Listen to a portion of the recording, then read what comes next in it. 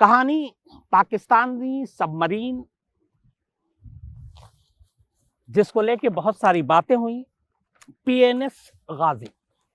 PNS गाजी क्या है? PNS गाजी एक ऐसा सबमरीन था जो अपने जमाने में उस वक्त 70s में बहुत ताकतवर था। पाकिस्तान के तब अमेरिका के साथ बड़े अच्छे रिश्ते थे। अमेरिका ने अपनी पुरानी सबमरीन को ठीक ठाक कर, ये जो गाजी थी, पाकिस्तान को दोस्ती के एवज में ये दे दिया था। और गाजी का उस वक्त अपना एक जलवा हुआ करता था। गाजी की तरह ही या गाजी से थोड़ा ज्यादा बेहतर हिंदुस्तान के पास आईएनएस विक्रांत था। ये इकलौता ऐसा था जिसमें एयरक्राफ्ट था, जिससे प्लेन भी उड़ सकते थे, फाइटर प्लेन। तो पाकिस्तान के पास पीएनएस गाजी उस वक्त की तकनीक से बेहद लैस, बेहद घातक, खतरनाक। और इसी गाजी के डूबने या इसमें धमाका होने की पूरी कहानी है। इस पर फिल्म भी आई थी 3-4 साल पहले। तो गाजी जो पाकिस्तानी सबमरीन है, इसके साथ क्या हुआ, यह आज भी एक राज और रहस्य है। पूरी तरह से दावा दोनों देश करते हैं, हिंदुस्तान भी पाकिस्तान भी, लेकिन कुछ चीजें हैं जिनकी वजह से चीजें क्लियर नहीं हुई। एक, जंग के दौरान में बहुत सारी ऐसी चीजें होती जिनको गोपनीय रखी जाती है, डीक्लासिफाइड। तो अपनी नेवी या नौसेना ने आज तक इसके जो दस्तावेज हैं गाजी के हादसे से जुड़े हुए, गाजी को डुबोने या गाजी को मारने को लेकर, मैं जहां बैठा हूं इसके ठीक पीछे ये नॉर्थ ब्लॉक में ही नेवी का जो नौसेना है उनके भी यहाँ पे अध्यक्ष बैठते हैं, हेड, और यहाँ उनका दफ्तर है। कहते हैं इसी नॉर्थ ब्लॉक के अंदर कई ऐसे तालों के अंदर ये क्लासिफाइड डॉक्यूमेंट्स बंद है जिसमें गाजी का पूरा सच कैद है। लेकिन गाजी की कहानी जो छन छन कर सामने आई अलग अलग तरीके से, वो क्या थी? बात 1971 की है। पूर्वी पाकिस्तान में पाकिस्तानी सेना लगातार जुल्म ढा रही थी और पूर्वी पाकिस्तान के लोग एक अलग देश की मांग कर रहे थे, बांग्लादेश की। और वहां से बहुत सारे लोगों के ऊपर जुल्म हो रहा था, औरतों के साथ रेप हो रहा था। लाखों शरणार्थी पूर्वी पाकिस्तान से भागकर हिंदुस्तान में शरण लेने आ गए, रिफ्यूजी के तौर पर। हमारी भी इससे दबाव हम पे बढ़ रहा था कि क्या किया जाए। और इसी दौरान में फिर भारत ने फैसला किया कि पूर्वी पाकिस्तान के लोगों की मदद करेंगे और बांग्लादेश को बनाने में भी मदद करेंगे। और फिर एक जंग होती है भारत और पाकिस्तान के बीच। अब इस जंग में बहुत सारे मोर्चे पे जंग लड़ी गई, लेकिन गाजी की कहानी यहीं से शुरू होती है। असल में उस वक्त अरब सागर में जो पाकिस्तान नेवी की हालत थी वो सही थी, मजबूत थी, और भारत की भी बुरी नहीं थी, भारत की भी मजबूत थी। लेकिन बंगाल की खाड़ी में पाकिस्तान कमजोर था, जबकि भारत बेहद मजबूत था। और यहां पे पाकिस्तान को लगता था कि अगर बंगाल की खाड़ी में भारत को नहीं रोका गया तो फिर हार तय है। और इसीलिए पाकिस्तान ने अपनी प्लानिंग शुरू की कि कैसे बंगाल की खाड़ी में भारत को कमजोर किया जाए। इसी चीज को सामने रखकर पाकिस्तान ने अपने सबसे ताकतवर सबमरीन पनडुब्बी गाजी को बंगाल की खाड़ी में भेजने का फैसला किया। 14 नवंबर 1971 को बंगाल की खाड़ी की हिफाजत के लिए जो आईएनएस विक्रांत था, पाकिस्तान को लगता था कि अगर आईएनएस विक्रांत को किसी तरह डुबो दिया जाए, खत्म कर दिया जाए, तो बंगाल की खाड़ी में उसका राज होगा और फिर वहां पे वो हार नहीं सकता। और इसीलिए 14 नवंबर 1971 को गाजी को, जो उनकी अपनी पनडुब्बी थी, बंगाल की खाड़ी में भेज दिया गया। पाकिस्तान के पास खबर यह थी कि आईएनएस विक्रांत बंगाल की खाड़ी में है और उसका जो स्टेशन है वो है विशाखापट्टनम। ये पाकिस्तान के पास खबर थी। अब भारत को अभी तक ये जानकारी नहीं थी कि गाजी को लेकर पाकिस्तान ने क्या चाल चली है और कैसे वो विक्रांत को ठिकाने लगाने की साजिश बुन रहा है। इस गाजी में 92 लोग सवार थे, 92, जिसका एक ही मकसद था और वो था आईएनएस विक्रांत को डुबोना। लेकिन हुआ ये कि जब गाजी 92 लोगों के साथ विक्रांत को निशाने पर लेने के लिए आगे बढ़ा तो एक दो चीजें ऐसी हुई उस वक्त, चूंकि हालात ठीक नहीं थे, जंग के माहौल थे, जंग हो रही थी, तो दोनों देश के लोग, सेना, एक दूसरे की बातों को इंटरसेप्ट कर रहे थे, सुन रहे थे। ऐसी एक बातचीत चिटगांव की नेवी को एक संदेश दिया था गाजी में सवार 92 लोगों में से जो उनके कैप्टन थे। और संदेश ये था कि उनको एक खास किस्म का लुब्रिकेंट चाहिए, एक खास किस्म का तेल जो खासतौर पर सबमरीन और माइन स्वीपर में ही इस्तेमाल होता है। अब ये एक संदेश भारतीय नेवी ने पकड़ लिया। अब यहाँ पे ये सोचा गया कि आखिरकार चटगांव में पाकिस्तानी नेवी एक खास किस्म के लुब्रिकेंट, खास किस्म के तेल की मांग क्यों कर रही है। और इसके बाद जब उसकी जांच की गई तो पता चला कि गाजी को हिंदुस्तान बंगाल की खाड़ी की तरफ भेजा जा रहा है। और जब गाजी को भेजने की बात आई तो फिर यह साफ हो गया कि इसके निशाने पर आईएनएस विक्रांत होगा। तो इसी के बाद फिर इस सबमरीन का नाम क्लियर हो गया कि ये गाजी है। अब जब ये बात आई और गाजी को लेके अपनी नेवी और बाकी सारी जो एजेंसियां थी उन्हें मालूम थी कि वो क्या कोहराम मचा सकता है, यहीं से एक प्लानिंग शुरू हुई। प्लानिंग ऐसी जबरदस्त थी कि जिसकी दूसरी मिसाल कभी मिलती नहीं है। एक जहाज को बचाने के लिए एक दूसरे जहाज को दुश्मन के जहाज के निशाने के सामने खड़ा करना, और उस जहाज में लोग भी हैं और वो जहाज उतनी ताकतवर नहीं है। खतरा ये है कि अगर निशाना सही लगता है तो अपने लोग मारे जाएंगे, वो जहाज तो डूबेगा ही, लेकिन अपने सबसे बेहतरीन और ताकतवर जहाज सबमरीन को बचाने के लिए एक दूसरे जहाज की बलि और उस जहाज में सवार दूसरे सैनिकों की बलि, ये एक प्लानिंग थी। तो इसीलिए कई बार जहन में आता है कि जो जंग है, जंग में सब कुछ जायज होता है जीत के लिए। और इसी जीत को और आईएनएस विक्रांत को बचाने के लिए उस वक्त एक रणनीति बनाई गई। और रणनीति ये थी कि भारत ने सबसे पहले तो विशाखापट्टनम से आईएनएस विक्रांत को हटा दिया और उसको भेज दिया अंडमान सागर तक। वो थोड़ा समंदर तल के नीचे है और हालांकि आईएनएस विक्रांत का जो स्टेशन था वो हमेशा विशाखापट्टनम था और ये पाकिस्तानी नेवी को भी मालूम थी। तो पहला काम ये किया कि गाजी के निशाने से आईएनएस विक्रांत को दूर कर दिया गया बड़े गुपचुप तरीके से। विशाखापट्टनम से आईएनएस विक्रांत हट गया और अब उसको अंडमान सागर में तैनात कर दिया गया और ये बेहद गोपनीय तरीके से किया गया। लेकिन अब ये है कि पाकिस्तान को ये कैसे यकीन दिलाया जाए कि आईएनएस विक्रांत अब भी विशाखापट्टनम में है, क्योंकि पाकिस्तान को जब तक ये यकीन नहीं दिलाया जाएगा तब तक वो विशाखापट्टनम की तरफ गाजी को भेजेगा नहीं और फिर ये सारी चीजें होंगी नहीं। इसके बाद एक नई चाल चली गई।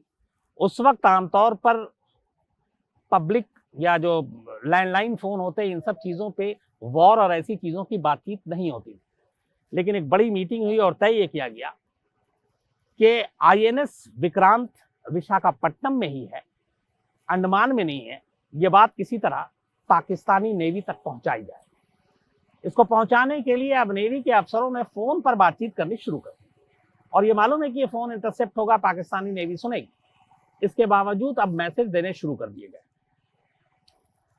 मैसेज देने शुरू किया गया, पाकिस्तान ने भी पकड़ लिया तो पाकिस्तान को और खुश कि चलो आईएनएस विक्रांत वहीं पे है।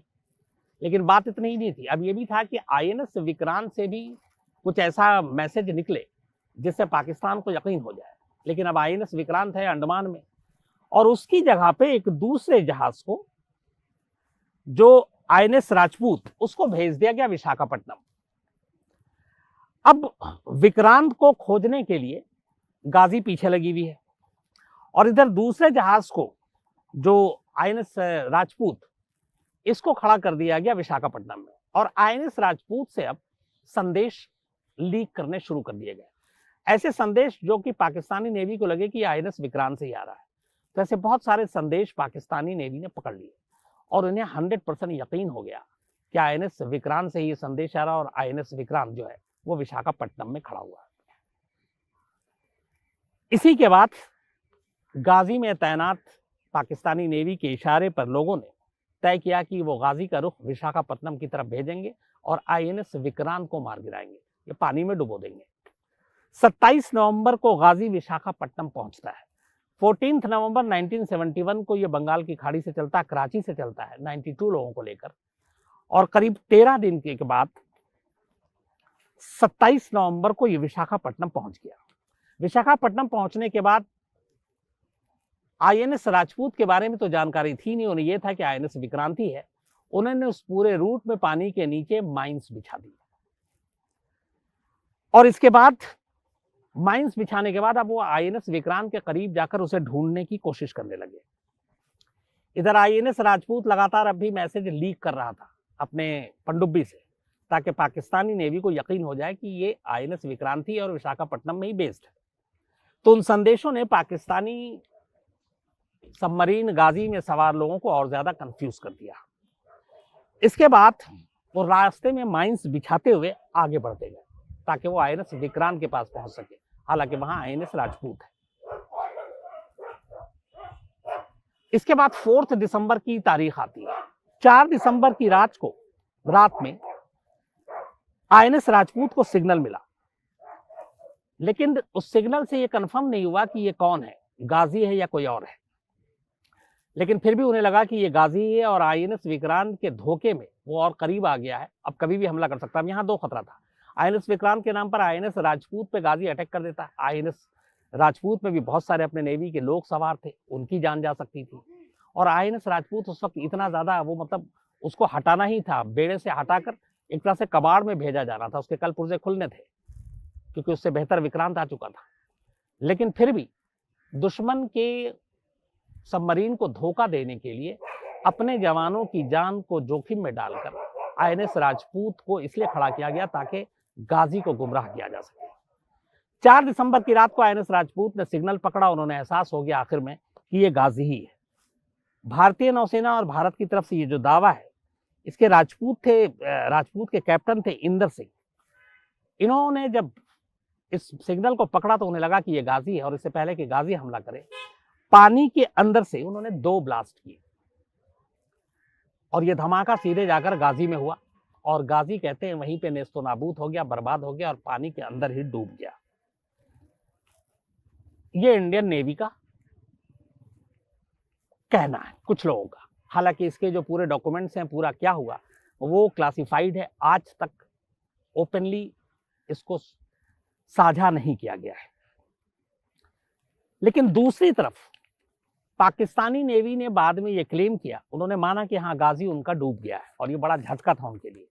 लेकिन उनका कहना था कि गाजी को आईएनएस विक्रांत या आईएनएस राजपूत ने नहीं मारा, बल्कि उसके अंदर एक तकनीकी खामी आ गई थी, टेक्निकल प्रॉब्लम आ गई थी, और उसकी वजह से धमाका हो गया और उस धमाके की वजह से गाजी डूब गया। ये बात पाकिस्तानी नेवी का। भारत की तरफ से यह है कि आईएनएस राजपूत ने इसको 2 धमाके करके डुबोए। पाकिस्तान का कहना है टेक्निकल खामी की वजह से ये डूब गया। लेकिन हकीकत क्या है ये आज तक क्लियर नहीं है। उसकी वजह यह है कि हमने 1971 के इस सारे इंसिडेंट को गोपनीय रखा है, क्योंकि बहुत सारी चीजें होती हैं जो आप पब्लिक डोमेन में नहीं लाते हैं। आपकी जंग की रणनीति, कैसे लड़ना है, कैसे दुश्मन को मारना है, आने वाले वक्त में भी कभी ऐसी जरूरत पड़ सकती है, तो आप उसका खुलासा नहीं कर सकते। इसीलिए आईएनएस गाजी को लेकर भी, या आईएनएस विक्रांत और गाजी को लेकर भी पूरी तरह से पिक्चर क्लियर नहीं है। लेकिन गाजी का मलबा विशाखापट्टनम के अंदर समंदर में आज भी मौजूद है।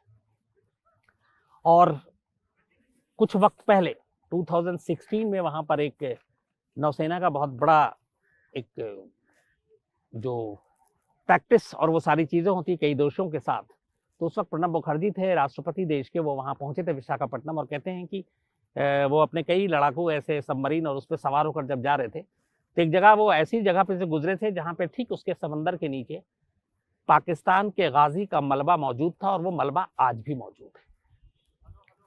तो मलबा वही है, और आज भी इसको एक बड़ी कामयाबी के तौर पर देखा जाता है, क्योंकि पाकिस्तान के लिए बड़ा झटका था गाजी का यूं डूब जाना और डुबा दिया जाना।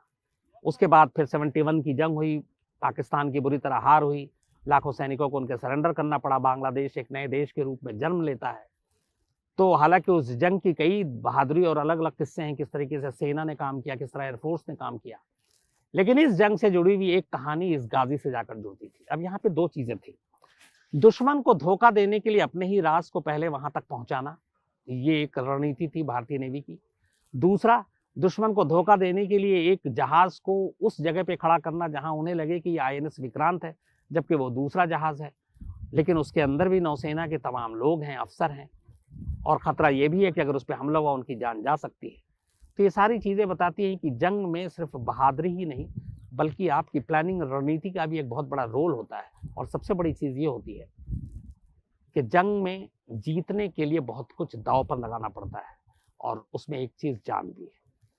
तो ये थी कहानी गाजी की, गाजी के डूबने की। लेकिन उस सबमरीन या कहें उस पनडुब्बी में जो 5 लोग सवार थे वो अच्छे नहीं हैं, क्योंकि अब ऑफिशियली ये खबर आ गई है कि उन 5 की मौत हो गई है।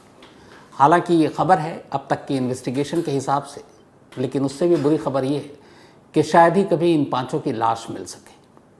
यानी मौत की खबर है लेकिन लाश कभी नहीं मिल पाएगी। तो कल तक ये उम्मीद थी कि बहुत सारे लोग कोशिश कर रहे हैं, शायद कुछ करिश्मा हो जाए और ये लोग बच जाएं और मिल जाएं, लेकिन ऐसा हुआ नहीं। तो वो पनडुब्बी हादसे का शिकार हो गई। क्यों हुई, कैसे हुई, और आखिर एक टाइटैनिक के मलबा को देखने के लिए लोग इतने अपनी जान जोखिम में डालकर वहाँ तक क्यों जाते हैं? क्या उस टाइटैनिक के मलबे को ही ऊपर नहीं लाया जा सकता ताकि कहीं पर रखा जा सके और लोगों को दिखाया जा सके? एक शख्स और है जिसने इसी पनडुब्बी में टाइटैनिक का मलबा देखने के लिए 2 साल पहले सफ़र किया था। खुशकिस्मत था, वापस आ गया, और उसने भी इस सफ़र की पूरी जानकारी दी है कि एक पनडुब्बी में बैठकर टाइटैनिक के मलबे को देखना क्या होता है, और इस टाइटैनिक के मलबे को देखने के लिए जाने के लिए उस टाइटन जो पनडुब्बी है नाम की, उसमें बैठना वो कैसा तजुर्बा था। तो ये सारी चीज़ें आपके सामने हैं। सबसे पहले यही कि चूँकि ये 5 लोग जो गए थे टाइटैनिक के मलबा को देखने के लिए गए थे, तो सवाल ये कि टाइटैनिक का मलबा समंदर के नीचे पड़ा है, साइंस ने इतनी तरक्की कर ली है, तो इस मलबे को ऊपर क्यों नहीं लाया जा सकता? तो ऐसा नहीं है, इसकी काफ़ी कोशिश हुई बरसों से, लेकिन आज भी शायद टेक्नोलॉजी ने उतनी तरक्की नहीं की है कि इस मलबे को टाइटैनिक के ऊपर लाया जा सके। करीब 46,000 टन, 46,000 टन इसका वज़न है इस टाइटैनिक के मलबे का। और कहते हैं कि अगर इसके 2 टुकड़े न हुए होते तो शायद कुछ कोशिश कामयाब होती, और टाइटैनिक का मलबा जो कि समंदर के अंदर, करीब आप उससे अंदाज़ा लगाइए कि एक समंदर की सतह है और उसके नीचे 4 किलोमीटर की गहराई में टाइटैनिक का मलबा पड़ा है, जिसकी तस्वीरें आपने देखी होंगी। तो समंदर में 4 किलोमीटर नीचे जाना, 46,000 टन के टाइटैनिक के उस मलबे को ऊपर लाना, ये लगभग असंभव है। उसकी वजह यह है कि पानी के इतनी गहराई में एक तो जो फोर्स होता है वो बहुत ज़्यादा होता है। जो एक्सपर्ट्स हैं उनका कहना है कि ये जो पनडुब्बी जिसमें 5 लोग थे, इसके हादसे की शायद वजह यह है कि इसके ऊपर पानी का इतना दबाव पड़ा, और उस दबाव का अंदाज़ा ऐसे लगाइए कि एफिल टावर पेरिस में, उस एफिल टावर का जितना वज़न होगा उतना वज़न का दबाव पड़ा होगा इस पनडुब्बी पर। तो 4 किलोमीटर की गहराई में पड़े टाइटैनिक के मलबे को ऊपर लाने के लिए बहुत ही ज़्यादा पावरफुल सबमरीन्स चाहिए, मैग्नेट सिस्टम वैसा चाहिए। लेकिन उन सारी चीज़ों के बावजूद चूँकि टुकड़े 2 हैं, तो उसको लाना जोखिम भरा काम है। जो लोग लेने के लिए जाएंगे उनकी जान को ख़तरा है, और यही वजह है कि बरसों से ये कोशिश जारी रही कि किसी तरीके से पावरफुल सबमरीन बनाई जाए, और जो इतनी मतलब बड़े विशालकाय टाइटैनिक जैसे जहाज़ के मलबे को ऊपर ला सके। लेकिन अभी तक तो ये हुआ नहीं है। जितनी कोशिश भी नहीं की गई, इसलिए कि मालूम है कि 4 किलोमीटर के अंदर जाकर निकाल कर लाना, जो लोग जाएंगे उनकी ही जान को एक तरह से ख़तरे में डालना है। यही वजह है कि टाइटैनिक का मलबा समंदर में 4 किलोमीटर अंदर पड़ा हुआ है, वहाँ पे काफ़ी अंधेरा भी है, और उसको लाने की फ़िलहाल जब तक कुछ और नई टेक्नोलॉजी ना आ जाए, पावरफुल सबमरीन्स ना हो, ऐसी मैग्नेटिक सिस्टम ना हो, तब तक ये सिर्फ कल्पना है। और यही वजह है कि जब तक वो समंदर की आगोश में है, गोद में है नीचे, तो बहुत सारे शौकीन लोग उसके मलबे को देखने के लिए जाते हैं। तो समंदर के 4 किलोमीटर की गहराई में जाकर टाइटैनिक के मलबा को देखना कितना बड़ा रिस्की काम और जोखिम भरा है। पानी का दबाव और बाकी सारी चीज़ें, जैसा खुद इस सफ़र पर निकल चुके एलन ने बताया।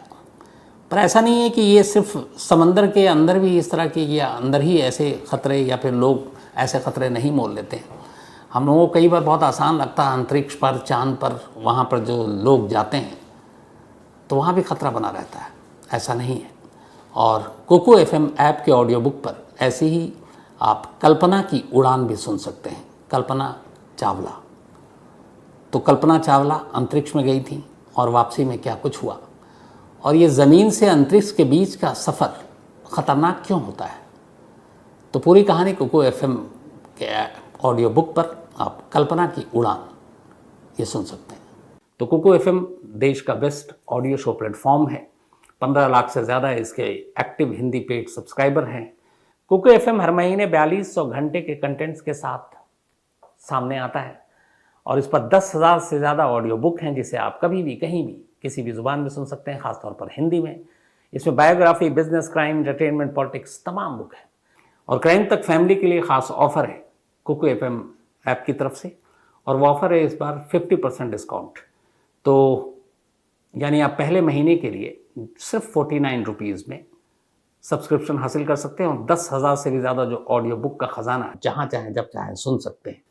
और डिस्क्रिप्शन में लिंक है, तो लिंक में जाएं और क्राइम तक फैमिली के लिए क्राइम 50 कूपन कोड है, उसका इस्तेमाल करें और 50% डिस्काउंट पाएँ। 99 रुपीज़ का सब्सक्रिप्शन पहले मंथ के लिए सिर्फ 49 रुपीज़ में। पूरी टाइमलाइन के साथ आज आपको इस टाइटन की कहानी सुनाएंगे जो टाइटैनिक के मलबे तक जा रहा था। कल मैंने कहा था 8 दिन एक जगह पर, बल्कि कई जगह पर, तो 8 दिन जो है वो गलत नहीं था। कई लोगों ने कहा, मुझे भी लगा कि शायद मैं गलत हूँ। 8 घंटे का ये सफ़र होता है जब समंदर के बीच से आप नीचे जाते हैं इस पनडुब्बी में। लेकिन पूरा जो ट्रैवल है उस जगह तक जाना जहाँ पर टाइटैनिक का मलबा पड़ा हुआ है, वो इलाका जो है कनाडा के अंदर आता है। और कनाडा में भी जिस पोर्ट से ये लोग गए थे, न्यू फाउंडलैंड, वहाँ से भी ये दूर है। तो वहाँ तक ये शिप से जाते हैं, बड़े जहाज़ से। फिर वहाँ पर उस जहाज़ से इस पनडुब्बी को समंदर में उतारा जाता है, वो अलग टेक्नोलॉजी है। तो ये जो सफ़र है ये पूरा, चूँकि इसमें ब्रिटिश बिजनेसमैन थे वो पहुँचे, जो पाकिस्तानी मूल के 2 ब्रिटिश अरबपति थे, उनका बेटा वो थे, एक खोजी और एक खुद इस कंपनी के CEO और पायलट जो एक तरह से इसको चला रहे थे। इस सफ़र की शुरुआत हुई थी 16 जून को, 16 जून को ये तमाम लोग कनाडा पहुँचे और कनाडा में न्यू फाउंडलैंड पहुँचे। न्यू फाउंडलैंड से ही अब इन्हें आगे का सफ़र तय करना था और ये आगे का सफ़र इनको सबसे पहले समंदर के आम जहाज़ के रास्ते तय करना था।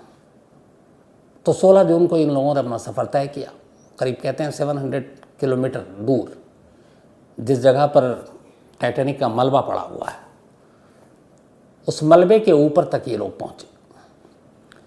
इसके बाद 18 जून आया, 2 दिन निकल गए इसमें।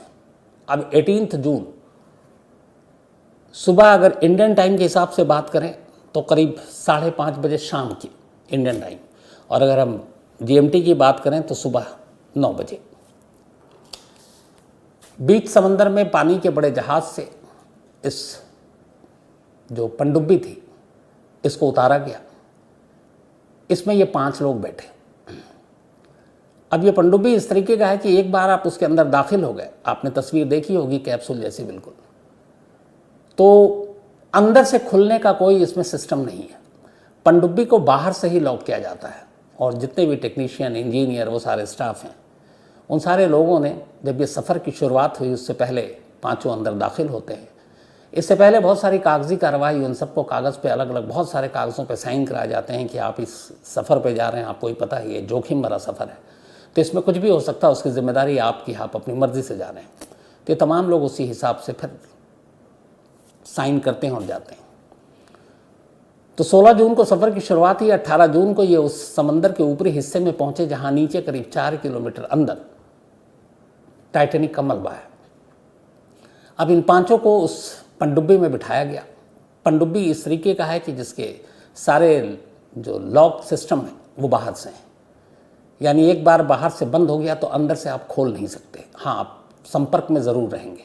और जिस जहाज़ से ये पनडुब्बी नीचे उतर रही, वो ऊपर में वो जहाज़ उसी वक्त वहीं घूमता रहता है और वो कांटेक्ट में रहता है इस पनडुब्बी के नीचे, जो एक तरह से पायलट आप समझ लीजिए, जो इसको 5वां जो ऑपरेट कर रहे हैं। तो एक बार 5 पनडुब्बी के अंदर बैठ गए। इसके बाद अब पनडुब्बी को नीचे जाना है कहते हैं कि किसी रॉकेट की जैसी लॉन्चिंग होती है इसकी, बिल्कुल ऐसा तेज़ रफ्तार। अब ये नीचे गए क्योंकि पानी का दबाव बहुत होता है। बाहर से पनडुब्बी अब बंद, अब ये खुलेगा तभी जब ये ऊपर आएंगे दोबारा। लगभग 1 घंटा 45 मिनट तक पनडुब्बी का सफ़र बिल्कुल ठीक था और इसकी पूरी चार्ट टाइम लाइन बनी हुई है। टाइम लाइन ये है कि इस पनडुब्बी को 8 घंटे क्यों लगते हैं। इस पनडुब्बी को एक बार समंदर में उतारने के बाद जब ये नीचे की तरफ जाता है तो 2 घंटे टोटल उस जो टाइटैनिक का मलबा है वहाँ तक पहुँचने में लगता है। 2 घंटे का सफ़र है। समंदर से लेकर 4 किलोमीटर नीचे की गहराई तक पहुँचना 120 मिनट लेता है। तो 2 घंटा वो। 2 घंटे के बाद जब आप उस मलबे के करीब पहुँचते हैं तो फिर वहाँ पे आपको 4 घंटे का वक्त दिया जाता है कि आप 4 घंटे उस मलबे को चारों तरफ जिधर जिधर से आप देखना चाहें, तस्वीरें लेना चाहें, आप लीजिए, क्योंकि उस पनडुब्बी में आगे की तरफ पूरा शीशे का है ताकि आपको सारा व्यू दिखाई दे। तो 2 घंटे में आप मलबे के पास पहुंचते हैं और 4 घंटे आपको दिया जाता है उस मलबे के करीब रहने का। तो आप 4 घंटे तक ये कीजिए और फिर वापसी का सफ़र 2 घंटे का। तो 2 और 2 4 और 4 घंटे मलबे के साथ कुल 8 घंटे का ये सफ़र एक्चुअल में होता है। वैसे इसमें दिन लगते हैं क्योंकि आपको अलग अलग ट्रैवल करके उस समंदर के ऊपर तक पहुंचना होता है वहाँ पे। तो पहला 2 घंटा जो इनको पहुंचना था इस पनडुब्बी को 18 जून को, तो जो GMT टाइमिंग के हिसाब से 8 AM, हमारे टाइम से शाम के 5:30, वहाँ सुबह के 8 बज रहे। सुबह के 8 बजे ये डाइव मारा, अंदर गया ये पनडुब्बी और इसको 10 बजे के करीब उस मलबे के करीब पहुंचना था टाइटैनिक। लेकिन 9:45 पे पहली बार अचानक इस पनडुब्बी का कांटेक्ट ऊपर खड़े उस जहाज से टूट गया। संपर्क टूटा तो ऐसा नहीं, इससे पहले भी कई बार टूटा है। तो ये होता है कि कई बार ऐसे डिस्टर्बेंस हो तो मिल जाता है, लेकिन मिला नहीं। इसके बाद अब धीरे धीरे उल्टी गिनती, उधर ऊपर परेशान लोग शुरू। जो पनडुब्बी के अंदर बैठे हैं वो कुछ नहीं कर सकते हैं सिवाय ये कि कोई हेल्प करने के लिए आए अगर कुछ हुआ है तो, क्योंकि वो ना दरवाज़ा खोल सकते हैं ना बाहर निकल सकते हैं। तो वो बस ऊपर वाले जो समंदर के ऊपर जहाज़ में बैठे हैं उनकी मदद के भरोसे पर ही उस कैप्सूल नुमा चीज़ में, डब्बे में बंद पड़े हुए हैं। 1 घंटा 45 मिनट के बाद संपर्क टूटा, जोड़ने की काफ़ी कोशिश की गई, नहीं मिला। अब वहाँ की उनके अपने टाइम के हिसाब से इस पनडुब्बी को 8 घंटे के बाद, यानी कि 9 बजे ये चला था, तो करीब करीब ये लोग मान कर चल रहे थे कि 6 बजे के आसपास वापस ऊपर आना था, 5 और 6 के दरमियान। लेकिन जो एग्जैक्ट इन्होंने टाइम दिया था वो था इनके वापस आने का वहाँ पर 7 PM GMT टाइम, बल्कि 3 PM, 3 बजे। लेकिन 3 बज गए, पनडुब्बी ऊपर नहीं आई, संपर्क टूटा हुआ है। तो इन्होंने जो कैलकुलेट किया था कि 2 घंटे का नीचे का सफ़र, 4 घंटे उसको देखना है और फिर 2 घंटे वापसी का, 8 घंटे के हिसाब से इनको आ जाना था। लेकिन और सुबह ये 8 निकले थे तो 8 और 8 16। लेकिन हुआ ये कि वो लौटे ही नहीं। तो अब जब लौटे नहीं और टाइम निकल गया वो 8 घंटे वाला, तब पहली बार ऊपर खड़े जहाज़ और उनके लोगों को फिक्र हुई कि कुछ गड़बड़ है। इसी के बाद उन्होंने जो कनाडा और फिर अमेरिकन कोस्ट गार्ड को इन्फॉर्मेशन दी। इसके बाद वो लोग आए, तलाश शुरू हुई। हालांकि रात को भी तलाशी की गई लेकिन मिला नहीं। हालांकि इसी दौरान अमेरिकन कोस्ट गार्ड को उसी दिन में जिस वक्त संपर्क टूटा था एक धमाके की आवाज़ सुनाई दी थी, बट उन्हें लगा कि ये कुछ और है। पता नहीं चल पाया कि यह धमाका कैसा था। खैर उसके बाद तलाश चलती रही और आखिरकार अमेरिकन कोस्ट गार्ड को उस धमाके का जो नतीजा निकला वो अब पता चला। उन्होंने कहा कि जो अंदर वहाँ तक पहुँचे तो कहते हैं कि इसी टाइटैनिक के मलबे के करीब इस टाइटन पनडुब्बी के आगे और पीछे के 2 टुकड़े मिले, दिखाई दिए, और ये टाइटन ही है, लगभग वो कंफर्म है। फिर भी एक बार ये सारी चीज़ें बाहर निकाली जाएंगी, जांच होगी तो पुख्ता हो जाएगा। लेकिन लगभग उन्होंने, और फिर उस कंपनी ने, जिस कंपनी की ये पनडुब्बी है ओशन गेट, उन्होंने भी एक प्रेस कॉन्फ्रेंस की और अमेरिकन कोस्ट गार्ड की इस खोज के बाद ये फैसला और ये ऐलान किया कि इस पनडुब्बी में सवार तमाम लोगों की मौत हो चुकी है। क्यों हुई? जो शुरुआती रिपोर्ट आई है वो ये है कि इस पनडुब्बी में धमाका हुआ है और उस धमाके की वजह से यह हादसा हुआ। अब धमाका कौन सा है? तो उन्होंने कहा इसमें एक इम्प्लोजन हुआ। एक एक्सप्लोजन होता है और एक इम्प्लोजन होता है। एक्सप्लोजन आप सभी जानते हैं, बम ब्लास्ट जो होता है, तो जब बम फटता है तो बाहर की तरफ उसका रिएक्शन होता है, जो उसकी तीव्रता और सारी चीज़ें जो चोट पहुंचती हैं। इम्प्लोजन जो अंदर की तरफ होता है, तो अंदर की तरफ होने का मतलब ये है कि इस पनडुब्बी के अंदर कुछ ऐसी खामियां या कुछ ऐसा प्रेशर बना पानी का या बाकी चीज़ों का, या जिस चीज़ से ये पनडुब्बी बना है, फाइबर और टाइटेनियम को मिलाकर, उसमें कुछ ऐसी टेक्निकल फॉल्ट रह गई। और इसी वजह से उनका ये भी कहना है कि ये जो इम्प्लोजन हुआ है, जो धमाका हुआ है, सेकंड भर के अंदर हुआ है। और बहुत मुमकिन है कि जब 1 घंटा और 45 मिनट के बाद ये संपर्क टूटा तो शायद उसी वक्त ये धमाका हुआ। तो आगे का हिस्सा टाइटन का और पीछे का ये देखे जाने की बात कही है अमेरिकन कोस्ट गार्ड ने, और ये पुख्ता हो गया है कि इस जो पनडुब्बी में सवार लोग थे उनमें से अब कोई ज़िंदा नहीं है। लेकिन इससे भी बुरी खबर ये है कि उनका कहना है कि शायद अब इनकी लाश कभी नहीं मिल पाएगी। हालांकि अभी कोशिश जारी है, लेकिन लाश शायद ही कभी मिल पाए। अब ये जो इसमें 5 लोग सवार थे, और उससे भी बड़ी बात यह कि इसी टाइटन में 2021 में एक यूट्यूबर है, उन्होंने भी एलन एस्त्रादा ने भी इसका टाइटैनिक का मलबा देखने का फैसला किया था। उनके दिमाग में ये बात तब आई जब 2020 में कोरोना आया, तो उन्हें लगा कि कुछ अलग करना चाहिए। बड़ा इधर उधर उन्होंने ढूंढा, फिर अचानक मुझे पता चला कि एक इस तरीके से टूरिस्ट को ले जाते हैं, ओशन गेट कंपनी है और ये कनाडा में है, वहाँ से आप जाइए और फिर आप देख कर आइए। तो कहा कि इससे अच्छा क्या होगा। और तो उन्होंने फिर अपनी कोशिश शुरू की, लेकिन फिर पता चला कि पैसे बड़े महंगे हैं। तो उस वक्त इनसे करीब 2 साल पहले 1 या 1.5 करोड़ रुपए के करीब चार्ज किया गया। बहुत सारे पेपर पे दस्तखत कराया गया, बताया गया कि ये जोखिम में आपकी जान भी जा सकती है। तब एलन ने कहा था कि तो प्लेन में बैठने में भी हो सकता है या कहीं में भी, आजकल क्या मतलब सड़क पे ही रोड एक्सीडेंट में लोग मर जाते हैं। तो अब ये नॉर्मल चीज़ें हो गई हैं, तो इसलिए इन चीज़ों का कोई मतलब नहीं। उन्होंने सारी जगह साइन कर दिए। और फिर जुलाई 2021 में सारी कागजी कार्रवाई, इसके बाद इन्होंने स्पॉन्सर किया था कई लोगों ने इनके इस सफ़र के लिए, तो उस जगह पहुँचे कनाडा, और वहीं से अपने सफ़र की शुरुआत की जहाँ से इन 5 ने की थी 18 बल्कि 16 जून को। जुलाई 2021 में एलन पहली बार टाइटन में बैठे, लेकिन वो कामयाब नहीं रहा, नाकाम हो गया। उसकी वजह ये थी कि उसमें कुछ टेक्निकल फॉल्ट आ गया था, और उनके साथ तब उसमें 3 और लोग सवार थे। और स्टॉकन रश जो कि इस पनडुब्बी जो कंपनी है ओशन गेट, उसके प्रेसिडेंट थे और उसके मतलब सब कुछ सर्वे सर्वा भी थे। तो तकनीकी समस्याओं की वजह से जुलाई 2021 में एलन का पहला ये सफ़र नाकाम रहा। इसके बाद कुछ वक्त बीता और फिर उनका दूसरा सफ़र, जो कि सारी तैयारी तो हो चुकी थी, तो कुछ बाकी अलग इनके साथ पैसेंजर जुड़े, और फिर ये उसी जगह से उसी तरीके से जैसे ये 5 लोग गए थे 2021 में अब एलन ने सफ़र किया और इस टाइटन में बैठे।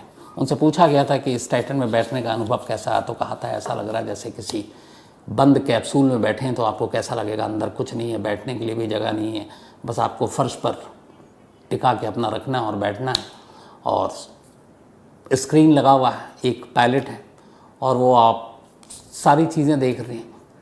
लेकिन हाँ, जब लॉन्च हुआ, जब उनको समुद्र में उतारा गया, तो ऐसा लगा था, उनका कहना था कि जैसे किसी मिसाइल के लॉन्च होने पर जो रिएक्शन होता है। तो बोले कि जब हम लोग बैठे हुए थे कैप्सूल में, अपना अनुभव बताया, तो हम सबको पता था, जो लोग इतने पैसे देकर यहाँ आए थे, कि हम किस सफ़र पे निकले और कुछ भी हो सकता है। और फिर उन्हें पहले से ही ब्रीफ किया गया था कि इस कैप्सूल का दरवाज़ा किसी भी इमरजेंसी की सूरत में खुल ही नहीं सकता।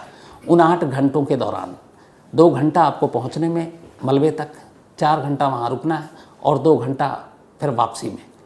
हाँ, अगर इस बीच में किसी को कोई प्रॉब्लम आ जाए, तबीयत ख़राब हो या कुछ हो, तो वो सिग्नल दे सकता है, तो वो वापस आ सकता है। लेकिन आप में से कोई भी किसी भी सूरत में कोई दरवाज़ा नहीं खुल सकता। ये ऊपर आने के बाद ही, समंदर के जब आप सतह पर आएंगे, नीचे तलहटी पर बिल्कुल नहीं।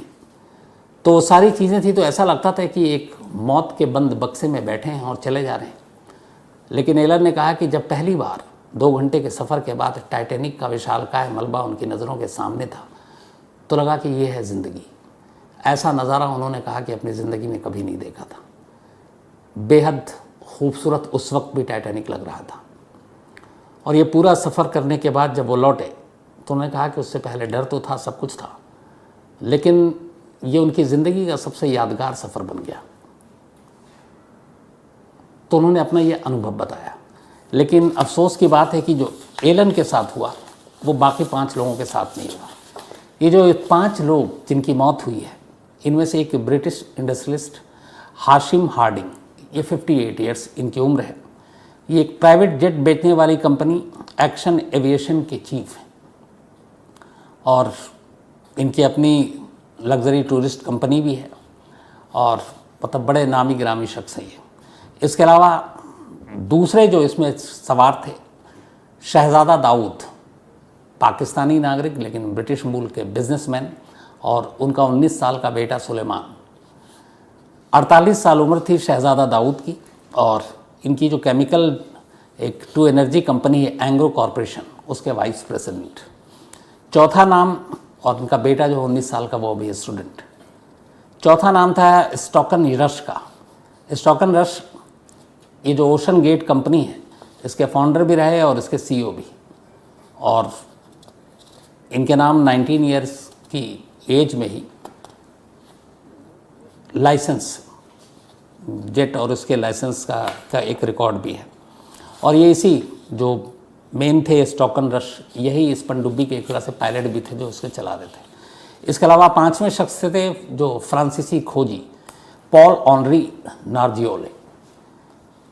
इनका शौक़ यही था ऐसी ऐसी चीज़ों को ढूंढना, निकालना, और ये पहले फ्रेंच नेवी में थे और पहली बार 1987 में टाइटैनिक का मलबा देखने के लिए समंदर में उतरे थे और देख भी चुके थे।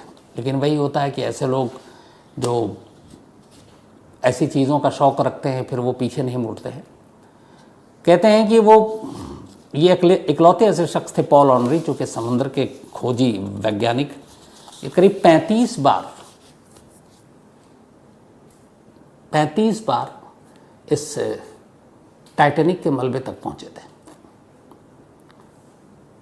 तो अब जो टीम है वो इसके ये कहना है कि इस जो पूरा पनडुब्बी है इसकी छोटी से छोटी चीज़ें वहाँ से निकाल कर लाना पड़ेगा ताकि उसकी जांच की जा सके और उसके बाद पता चलेगा कि इस हादसे की असली वजह क्या है। हालांकि इसमें यह भी था कि जांच कौन करेगा, क्योंकि जो एरिया था वो कनाडा के अंडर में है।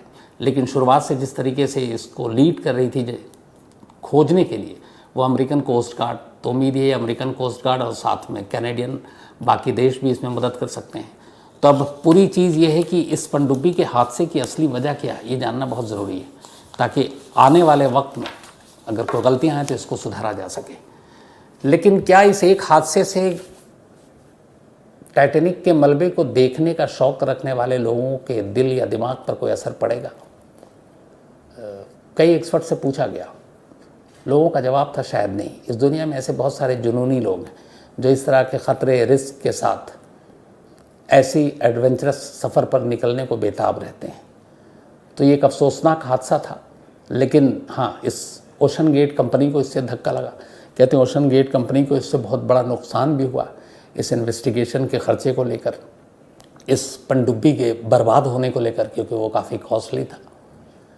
तो इससे उस कंपनी को काफ़ी नुकसान हुआ है। लेकिन ऐसी कई और कंपनियां हैं जो इस तरह के टूर प्लान करती हैं उस टाइटैनिक के मलबे को दिखाने के लिए लोगों को। जैसा मैंने शुरुआत में कहा था कि अगर काश टाइटैनिक का मलबा ऊपर होता, कहीं रखा होता, तो दुनिया के शायद लाखों लोग उसको देख पाते। लेकिन जिस जगह पे समंदर के अंदर 4 किलोमीटर के दायरे में अंधेरे में ये टाइटैनिक का मलबा 2 टुकड़ों में पड़ा है और जितना विशालकाय है, शायद उम्मीद कम है हाल फिलहाल में, लेकिन किसी चीज़ के लिए इनकार नहीं किया जा सकता। आने वाले वक्त में शायद ऐसी तरक्की हो साइंस की कि इस वज़नी टाइटैनिक के मलबे को भी ऊपर लाया जा सके। तो फिलहाल इतना ही। पाकिस्तान के इतिहास में ऐसा ना कोई मुकदमा आया, न क्राइम की कोई ऐसी कहानी आई। अगर आप सोचें कि कोई एक कत्ल हो, लाश मिले नहीं, जिस चीज से कत्ल किया गया वो कत्ल हथियार जो है वो भी गायब, कोई विटनेस नहीं, चश्मदीद नहीं, ये भी पक्का नहीं कि वाकई कत्ल हुआ है कि नहीं, क्योंकि कानून यही मानता है कि जब तक लाश ना मिले तब तक आप कत्ल का मुकदमा या कत्ल की कार्रवाई, ये सारी चीजें रुकी रहती हैं। और इस कहानी में सब कुछ यही है कि जिसका कत्ल हुआ वो शख्स कहाँ है, गायब है, लाश नहीं मिली, सच में कत्ल हुआ कि नहीं हुआ, कहीं लापता हो गया है। जिस चीज से कत्ल किया गया वो कहाँ है, मौके से सारे फॉरेंसिक एविडेंस उठाए गए, कोई सबूत नहीं। जो शख्स गायब हुआ उसकी मां से उसका डीएनए भी मैच नहीं कर रहा है। उसके बावजूद ये मुकदमा अदालत में पहुंचता है और अदालत अपना फैसला सुनाती है। पाकिस्तान का शायद ये अब तक का सबसे हाई प्रोफाइल केस। बट ये कहानी सुनाऊं उससे पहले एक बार फिर आपको जानकारी दे दूं कि तमाम ऐसी कहानियां, रहस्यमयी या फिर mysterious, political, Kuku FM app पर भी आप सुन सकते हैं। और कुकू एफएम ऐप पर क्राइम तक फैमिली के लिए क्राइम 50 है, डिस्क्रिप्शन में लिंक है, आप उसको देखें, पढ़ें। और बहुत सारी अलग अलग कहानियां हैं जिसमें खासतौर पर एक ठग बहराम, कहते हैं कि शायद इससे ज़्यादा किसी ने कत्ल नहीं किया होगा जो बहराम ने किया था। पुराना मामला है लेकिन आप इसको सुनेंगे तो मज़ा आएगा। इसके अलावा अजीत डोभाल जो सुपर स्पाई जासूस, जिन्होंने पाकिस्तान में भी जासूसी की, अभी एनएसए हैं, तो पूरी कहानी है, मैं क्राइम तक में भी आपने सुनी होगी। तो अपनी मनपसंद की कहानियां आप कोको एफएम ऐप पर भी सुन सकते हैं। अब आते हैं आज की कहानी के ऊपर। पाकिस्तान के लाहौर में दो दोस्त रहा करते थे। दोनों बचपन में साथ थे, एकदम जिगरी यार टाइप, पढ़ने लिखने में तेज, दोनों बड़े हुए, स्कूल कॉलेज पूरा किया। इसके बाद वो वहाँ के कॉम्पिटिटिव एग्जाम में बैठे। वहाँ का पाकिस्तान का जो सबसे बड़ा एग्जाम है उसको सीएसएस कहते हैं, जैसे हमारे यहाँ यूपीएससी है, जिससे आईएएस, आईपीएस, आईएफएस निकलते हैं। तो जो ब्यूरोक्रेसी पूरा संभालती है पाकिस्तान की, वो इसी सीएसएस एग्जाम को पास करके निकालती है। और ये सबसे टफ एग्जाम होता है, जैसे हमारे यहाँ यूपीएससी होता है। सिविल सुपरवाइजर सर्विसेज इस एग्जाम का नाम है पाकिस्तान की, जो हमारा यूपीएससी है। तो इत्तेफाक से इस यूपीएससी में इन दो दोस्त में से एक दोस्त बैठता है और उसका नाम था मुफक्कर अदील। मुफक्कर अदील न सिर्फ इस एग्जाम को, सीएसएस को क्लियर करता है, बल्कि पूरे पाकिस्तान में सेकंड पोजीशन पे आता है। मतलब वो नंबर 2 पे था, एक टॉपर, उसके बाद अदील। अखबारों में तस्वीर छपी, नाम हुआ, जैसे हमारे यहाँ यूपीएससी टॉपर के सारे छपते हैं, न्यूज़ चैनल पे इंटरव्यूज होते हैं। तो अदील एक नौजवान लड़का, उसने सीएसएस क्रैक किया, नंबर 2 पोजीशन पाया, रैंक। उसके बाद पाकिस्तान पुलिस में उसकी भर्ती हो गई। उसका दूसरा दोस्त इधर, उसने लॉ किया, लॉ की डिग्री ली, और वो बेहद ज़हीन, अच्छे अच्छे मुकदमे लड़ रहा था। देखते ही देखते कुछ वक्त में वो पंजाब का एडिशनल सॉलिसिटर जनरल बन गया, एक वकील जो अदालत में सरकार की तरफ से जो पैरवी करते हैं। तो असिस्टेंट एडवोकेट जनरल। इस दूसरे दोस्त का नाम था शाहबाज ततला। तो शाहबाज और अदील ये दोनों बचपन के दोस्त थे, बड़े हुए तो दोनों पढ़ने लिखने में तेज थे, दोनों ने अपना एक मकाम बनाया, एक पंजाब सरकार का वकील, दूसरा पाकिस्तान पुलिस का एक अफसर, और सीधे SSP, senior superintendent of police. दोनों दोस्तों में सब कुछ ठीक चल रहा था। धीरे धीरे वक्त बीता, पंजाब में पोस्टिंग थी अदील की। इस दौरान में 2002 में उसकी शादी हो गई। उसकी बीवी का नाम था अस्मा, 3 बच्चे हुए। कुछ वक्त के बाद, 2010 के बाद, अदील ने और शाहबाज ने मिलकर ये फैसला किया कि क्यों ना वो कोचिंग सेंटर भी खोले साथ में, जिसमें वहाँ के नए बच्चों को जो है वो इसी सीएसएस एग्जाम को क्रैक करने की तालीम दी जाए, जैसे अपने यहाँ यूपीएससी के अलग अलग कोचिंग सेंटर होते हैं। तो उन्होंने लाहौर में खोला, अच्छा खासा चल रहा था। उसमें शाहबाज भी पढ़ाता था लॉ की सारी पढ़ाई, और इधर अदील चूंकि सर्विस में था, वो एक पुलिस अफसर था, एसएसपी था, तो वो तो पढ़ा नहीं सकता था, लेकिन उसकी वाइफ अस्मा बेहद पढ़ी लिखी थी। वो भी इसी कोचिंग सेंटर में अपने हस्बैंड के पढ़ाना शुरू कर देती है। सब कुछ ठीक चल रहा था। 2018 आते आते अचानक अदील और अस्मा के बीच में कुछ झगड़ा होता है और दोनों में डिवोर्स हो जाता है। अस्मा अपने शौहर को छोड़कर चली जाती है। तीनों बच्चे अदील यानी एसएसपी जो है उसके साथ रहता है। 2 साल और बीत जाता है। इस दौरान में अदील ने दूसरी शादी कर ली। दूसरी बीवी का नाम अज़ा था। अब 2 साल तक सब कुछ गृहस्थी ठीक ठाक चल रही थी। 2020 मई का महीना आता है और मई में एक खुलासा होता है जिससे पूरे पाकिस्तान में हड़कंप मच जाता है। लेकिन इस खुलासे से पहले जनवरी का महीना आता है। जनवरी 2020, 11 जनवरी की बात है ये 2020। शाम के वक्त जो एसएसपी हैं, इनकी वाइफ, दूसरी वाइफ अज़ा, पुलिस स्टेशन पहुंचती है और जाकर रिपोर्ट लिखाती है कि उसके हस्बैंड गायब है। और वो ये कहकर घर से निकले थे कि एक इंपॉर्टेंट केस पे जा रहे हैं इन्वेस्टिगेशन के लिए, लेकिन लौटे नहीं, पूरी रात गुजर गई। अब एक एसएसपी गायब, पुलिस महकमे में हड़कंप मच गया, तलाश शुरू हुई। तलाश करते करते कोई सुराग नहीं मिल रहा है। इसी दौरान में एक दूसरे पुलिस स्टेशन में जब पुलिस ने इन्वेस्टिगेट किया कि कहीं कोई लावारिस लाश या कुछ ऐसी चीज़ तो नहीं मिली है, क्योंकि अमूमन गुमशुदगी में पुलिस पहले यही चेक करती है। तो इसी तलाश के दौरान पता चला कि इस इलाके से जहाँ पे ये रहा करते थे एसएसपी अदील, एक दूसरे पुलिस स्टेशन में एक और मिसिंग की रिपोर्ट दर्ज है और पता चला वो शख्स कोई और नहीं है बल्कि अदील का बचपन का दोस्त, जो additional advocate general Shahbaz Tatla. इसकी मिसिंग की रिपोर्ट 7 जनवरी की थी। 11 जनवरी को एसएसपी गायब हुआ और उससे 4 दिन पहले उसका दोस्त जो एडिशनल एडवोकेट जनरल है। अब ये बात पुलिस को हैरान कर रही थी कि 2 बचपन के दोस्त 4 दिन के गैप में दोनों गायब। पुलिस ने अपनी तफ्तीश शुरू की। 2020 का ज़माना है, आजकल हर जगह कैमरे लगे होते हैं, सीसीटीवी कैमरे बहुत सारे केसेस को सॉल्व कर देती है। तो उसी सीसीटीवी कैमरे को अब लाहौर के अलग अलग इलाकों के खंगालना शुरू किया गया। एसएसपी अपनी सरकारी गाड़ी से निकला था। पुलिस ने उस गाड़ी को फॉलो करना शुरू किया अलग अलग इलाके के कैमरे में। करते करते आखिरकार पुलिस को कामयाबी मिली। लाहौर के ही एक इलाके में, एक वहाँ पे मॉडल टाउन एक्सटेंशन है, वहाँ पे आखिरी बार गाड़ी दिखी। अब जब गाड़ी दिखी तो पुलिस ने फिर उस इलाके को छानने का फैसला किया। जब उस इलाके को छानने का फैसला किया तो उसी इलाके में एक घर से एक खबर मिली। पता चला कि करीब 15 दिन पहले एसएसपी साहब ने अपने दोस्त शहबाज के साथ मिलकर इस इलाके में एक घर किराए पर लिया था, करीब 75,000 पाकिस्तानी रुपीज, ये कहकर कि कोई फॉरेन से उनके दोस्त आ रहे हैं और उसी के लिए है। अब पुलिस उस घर में पहुंची, लैंडलॉर्ड से बात की।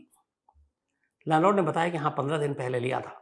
लेकिन फिर लैंडलॉर्ड ने एक और चीज़ बताई। उसने कहा कि 7 या 8 जनवरी को अचानक इस घर की धुलाई और सफाई करवा रहे थे एसएसपी साहब, और बाकायदा फायर ब्रिगेड की एक गाड़ी मंगवाई थी और उसका पूरा पानी इस्तेमाल किया था इस घर में। तो समझ में नहीं आया कि ऐसा क्यों एक पूरे घर को कोई शख्स फायर ब्रिगेड की गाड़ी मंगाकर क्यों साफ करा रहा। लेकिन वो एक एसएसपी थे, पुलिस वाले बड़े अफसर, किसी की पूछने की हिम्मत नहीं। तो पुलिस को भी समझ में नहीं आया कि ये बात और ये क्या है। लेकिन पुलिस ने वहां से सारे फिंगरप्रिंट्स उठाए, सारी चीजें देखी। एक गिलास पर एसएसपी के 2 उंगलियों के निशान मिल गए। इससे ही पता चल गया कि एसएसपी यहां आए थे, लेकिन वो गायब।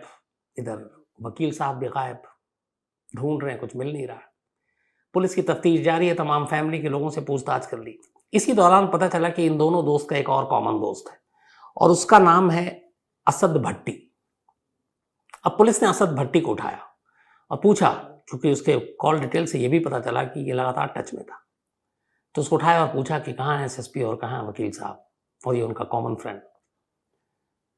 फिर उसने कुछ कहानी सुनाई, और जब ये कहानी सुनाई, अगले दिन पाकिस्तान का हर अखबार, हर न्यूज़ चैनल सिर्फ इसी स्टोरी से भरा पड़ा था। उसने कहानी ये सुनाई कि एसएसपी साहब ने अपने दोस्त एडवोकेट जनरल का कत्ल कर दिया और कत्ल करने के बाद भाग गए। अब एक पुलिस अफसर एक इतने बड़े वकील का कत्ल करे, क्यों, वजह क्या, ये सब कुछ समझ में नहीं आया। पुलिस को लगा कि असद भट्टी झूठ बोल रहा है। अब कत्ल करे तो लाश होनी चाहिए, तमाम घर की तलाशी ले ली गई, कहीं ऐसी कोई चीज़ नहीं मिली। फिर जिससे ही पूछा गया यही पता चला कि दोनों बड़े जिगरी यार हैं, तो फिर क्या दुश्मनी हो सकती है।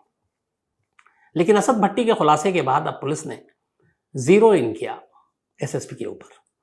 एसएसपी साहब का कहीं सुराग नहीं मिल रहा था। इस दौरान में करीब महीना बीत गया और कोई भी इस केस में आगे कार्रवाई नहीं हो पाई। न वकील मिले, न एसएसपी मिले। 1 महीने के बाद एक रोज अचानक एसएसपी मुवक्कर अदील लाहौर पहुंचता है और पुलिस में जाकर अपने आप को सरेंडर कर देता है। अब जब सरेंडर किया तो चौंक उठे लोग कि ये सरेंडर क्यों कर रहा है, क्योंकि एक एसएसपी उसी शहर का 1 महीने से गायब और 1 महीने बाद अचानक सरेंडर कर रहा है। सरेंडर करने के बाद फिर उसने पुलिस को बयान दिया। जो पुलिस को बयान दिया, उस बयान के बाद फिर Pakistani media, Pakistani TV, Pakistani newspaper सिर्फ इस एक खबर से रंग चुकी थी। हर अखबार के पहले पन्ने पर, हर न्यूज़ चैनल के पहली स्टोरी, पहली हेडलाइन यही स्टोरी थी। एसएसपी ने पूरी कहानी सुनाई, जिसमें इस वकील की गुमशुदगी और बाकी सारी चीजें थी। कहानी ये थी कि ये दोनों बचपन के दोस्त थे। 2002 में शादी हुई अदील की अस्मा के साथ। वक्त बीता, घर आना जाना रहता था। एक बार झगड़ा हुआ अस्मा और अदील का। ये सारी कहानी अदील ने खुद पुलिस को स्टेटमेंट में दिया। और इस झगड़े के बाद अस्मा ने गुस्से में घर छोड़ दिया। चूंकि वो जानती थी वकील को अच्छे तरीके से, क्योंकि उसके शौहर का दोस्त है शाहबाज, वो उसके घर पहुंच गई और वहां जाकर उसने शिकायत की। वो मदद के लिए गई थी, लेकिन एसएसपी का कहना था कि मदद के नाम पर उसके दोस्त ने उसकी बीवी की आबरू लूट ली, उसके साथ रेप किया। इसके बाद वो लगातार उसको तंग करता रहा। इस दौरान में मियां बीवी के रिश्ते भी ठीक नहीं थे, दोनों अलग हो गए थे और फिर डिवोर्स भी हो गया। डिवोर्स होने के बाद अदील ने दूसरी शादी की और उधर अस्मा ने भी दूसरी शादी कर ली। उसने कहा कि इस चीज को भूल गया क्योंकि बीवी अलग हो चुकी थी, तो बात आई गई हो गई। लेकिन फिर 2020 में अचानक जनवरी के फर्स्ट वीक में उसकी दूसरी बीवी अज़ा ने उसे बताया कि उसका दोस्त शहबाज उस पर बुरी नजर रखता है और वो कोशिश कर रहा है ज्यादा फ्री होने की। अब एसएसपी को आया गुस्सा। उसने कहा कि पहली बीवी के साथ उसने रेप किया, दूसरी बीवी के साथ भी वो उसी कोशिश में लगा हुआ है। तब उसके दिमाग में आया कि इससे बदला लेना है और इस बदला लेने की फिर वो प्लानिंग करने लगा। क्योंकि वो एक पुलिस अफसर था, पढ़ने लिखने में ज़हीन, इसीलिए वो दूसरे नंबर पे दूसरा रैंक लेकर आया था वहाँ के सबसे टफेस्ट एग्जाम में। और पुलिस में होने की वजह से उसे बहुत सारी चीज़ें पता थी, कैसे आप एविडेंस को आप डिस्ट्रॉय कर सकते हो, कैसे आप पुलिस को भटका सकते हो, गुमराह कर सकते हो। अब उसने अपने ही दोस्त के कत्ल की प्लानिंग करनी शुरू की। उसकी पहली चीज़ यही थी कि जो भी वो करेगा उसमें एक चीज़ पक्का है कि लाश नहीं मिलनी चाहिए, क्योंकि अगर लाश नहीं है तो फिर केस कमज़ोर होगा। और उसने ऐसे कई केस देखे थे। प्लान करते करते आखिरकार उसने अपने ही एक सिपाही को एक रोज बुलाया और कहा कि मुझे 1 ड्रम एसिड चाहिए, तेजाब। सिपाही साहब के हुक्म पर ले आया, लेकिन उस ड्रम को लाने से पहले उसने उसी लाहौर में एक अलग मोहल्ले में घर से दूर एक किराए पर घर लिया 75,000 का। और ये उसके साथ दोस्त भी जो था शाहबाज, उसने भी मिलकर लिया था। ये यहाँ पे ये लोग अक्सर में पार्टी करते थे, तो शाहबाज को लगा कि ये दोनों दोस्त वहाँ पार्टी करेंगे, लेकिन एसएसपी के दिमाग में कुछ और चल रहा था। उसने ये घर कुछ खास मकसद से लिया था। घर ले चुका, अपने एक सिपाही से 1 ड्रम तेजाब मंगाया, तेजाब को उस घर में रखा। लेकिन अब भी उसके अंदर कई सवाल थे कि तेजाब में अगर लाश डालूं, पता नहीं लाश गले कि नहीं गले, पूरी तरह उसमें डिसॉल्व हो कि ना हो, तो ये कैसे पता किया जाए। उसने सबसे पहले एक बहुत बड़ा बकरा मंगाया और उस जिंदा बकरा को उस ड्रम में जिसमें तेजाब भरा हुआ था डाल दिया, सिर्फ ये देखने को कि इस बकरे का कितना पार्ट, इसके बोन्स या बाकी चीजें बचती हैं कि नहीं बचती। उसने उस बकरे को जिंदा डाला सिर्फ ट्रायल के लिए। थोड़ी देर के बाद उसने चेक किया तो देखा कि उसमें कोई भी ऐसा सबूत नहीं बचा है। उसे लगा कि अब काम हो जाएगा। इसी के बाद 7 जनवरी 2020 इसी घर में उसने एक पार्टी रखी, अपने दोस्त को बुलाया और उसका एक और दोस्त असद भट्टी, जो दोनों का कॉमन फ्रेंड था, उसको बुलाया। वहां इन लोगों ने जूस पिया। उस जूस में इसने बेहोशी की दवा मिला दी थी। उस बेहोशी की दवा को पीते ही जो वकील शाहबाज बेहोश हो गया। इसके बाद अपने हाथों से एसएसपी ने उसका गला घोंटा।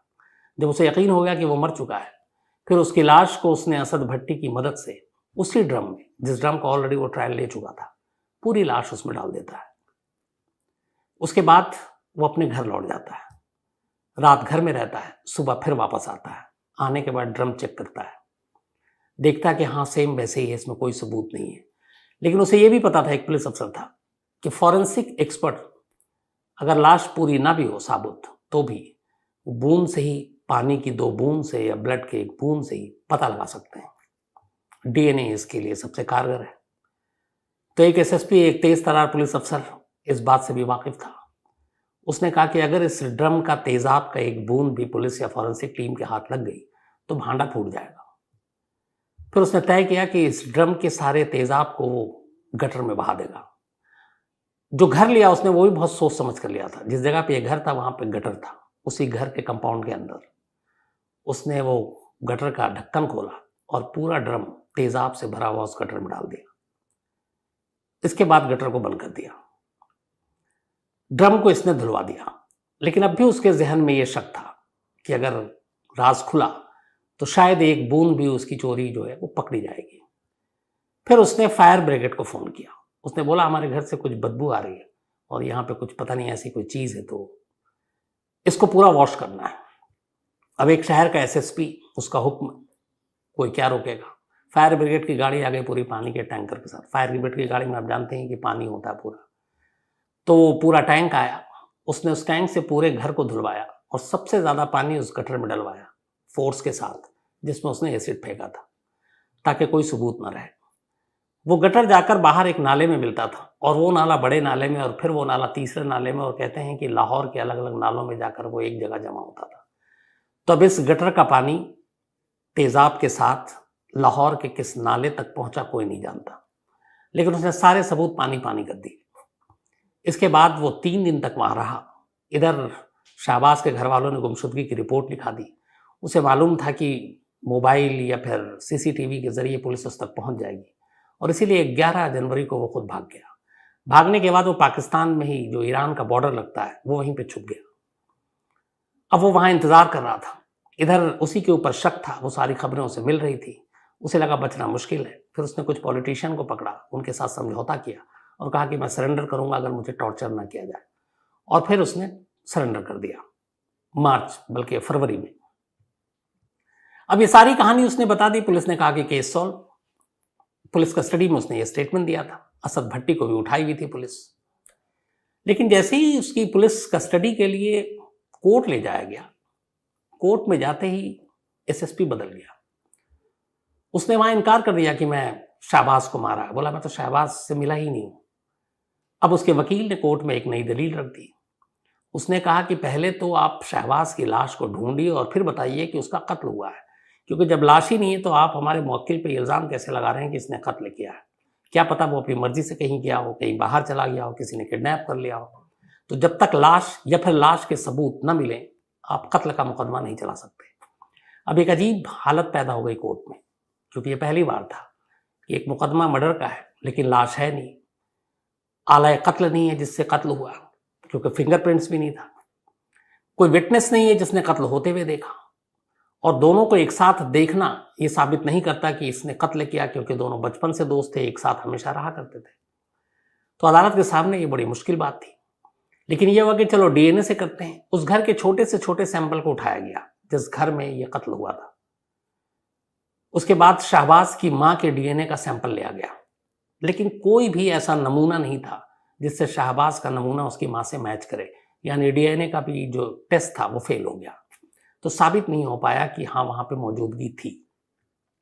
फिर भी लोअर कोर्ट पे ये मुकदमा चला, 50 दिन तक इन्वेस्टिगेशन हुई और पुलिस ने अपनी सारी दलील रखी, और इस मर्डर के पीछे का जो मोटिव था वो ये रखा कि चूंकि शाहबाज की एक बीवी के साथ रेप हुआ, दूसरी बीवी पर उसने बुरी नजर डाली, इसलिए उसने ऑनर किलिंग किया। लेकिन यहां पाकिस्तान पुलिस की एक बहुत बड़ी गलती ये थी कि इस पूरे केस में जो मोटिव है, किसी भी कत्ल में अगर मोटिव होता है वो सबसे इंपॉर्टेंट होता है। तो मोटिव के पीछे उसकी वाइफ थी, वो भी दोनों। तो उन दोनों को बतौर गवाह या उनका स्टेटमेंट होना चाहिए था। लाहौर पुलिस ने करीब 29 लोगों के स्टेटमेंट लिए। 29 में से 12 आम लोग थे, 16 पुलिस वाले थे और एक और कोई था।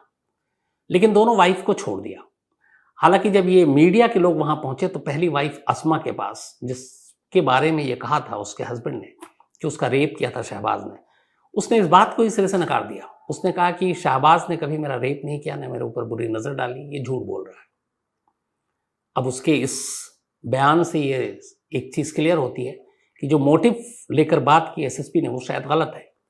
दूसरा, उसने ये कहा कि मेरी बीवी ने ये बताया था कि उसके ऊपर भी बुरी नजर रख रहा। दूसरी जो अज़ा थी उसकी वाइफ, अज़ा का भी स्टेटमेंट पुलिस ने नहीं लिया। अब कोई सबूत नहीं, गवाह नहीं, लाश नहीं, फॉरेंसिक एविडेंस नहीं, सीसीटीवी सिर्फ कैमरा और उस घर की मौजूदगी में उस एसएसपी के एक गिलास पर उंगलियों के 2 निशान, यही सारी चीजें थी। इसके बाद लोअर कोर्ट ने अपना फैसला सुनाया, चूंकि हाई प्रोफाइल केस था, और लोअर कोर्ट ने अदील को सजाए मौत दे दी। अब ये पाकिस्तान में अपने आप में एक बड़ा फैसला था। अदील ने इसको हाई कोर्ट में चैलेंज किया।